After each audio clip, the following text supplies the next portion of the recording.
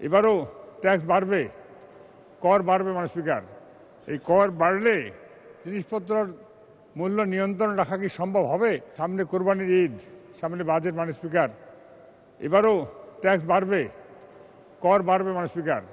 এই কর বাড়লে জিনিসপত্রের মূল্য নিয়ন্ত্রণ রাখা কি সম্ভব হবে?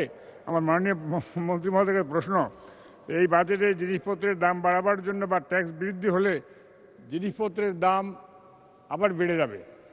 যেই জিনিসে বলেন, প্রত্যেকটা প্রয়োজনীয় জিনিসের, তেল বলেন, লবণ বলেন, সাবান বলেন, যাই বলেন। আমার মাননীয় মন্ত্রী মহোদয়ের প্রশ্ন, আপনি এই ব্যাপারে কোনো পদক্ষেপ গ্রহণ করবেন কিনা?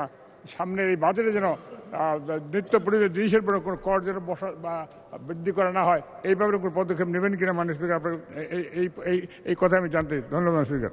আমরা ইতিমধ্যে আমাদের ট্যারিফ কমিশনের মাধ্যমে নিত্য প্রয়োজনীয় যে দ্রব্যাদি আছে সেগুলার ট্যারিফ যেন যৌক্তিক পর্যায়ে রাখা হয় সে ব্যাপারে একটা প্রয়োজনীয় রেকমেন্ডেশন আমরা ন্যাশনাল বোর্ড অফ রেভিনিউ এনবিআরকে আমরা দিয়েছি।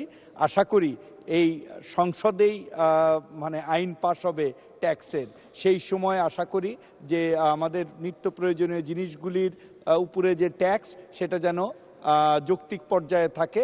সেই জন্য আমরা অলরেডি আবেদন করেছি এবং আপনাদের কাছেও আমাদের আবেদন রইল যে আপনারা ওইভাবেই নতুন আইন যেটা পাশ হবে, আমি আশা করি মাননীয় অর্থমন্ত্রী সেদিকে দৃষ্টি রাখবেন এবং মাননীয় প্রধানমন্ত্রী সব বিষয়ে খবর রাখেন এবং আশা করি উনিও এই বিষয়ে প্রয়োজনীয় দিক নির্দেশনা অর্থমন্ত্রীকে দিবেন।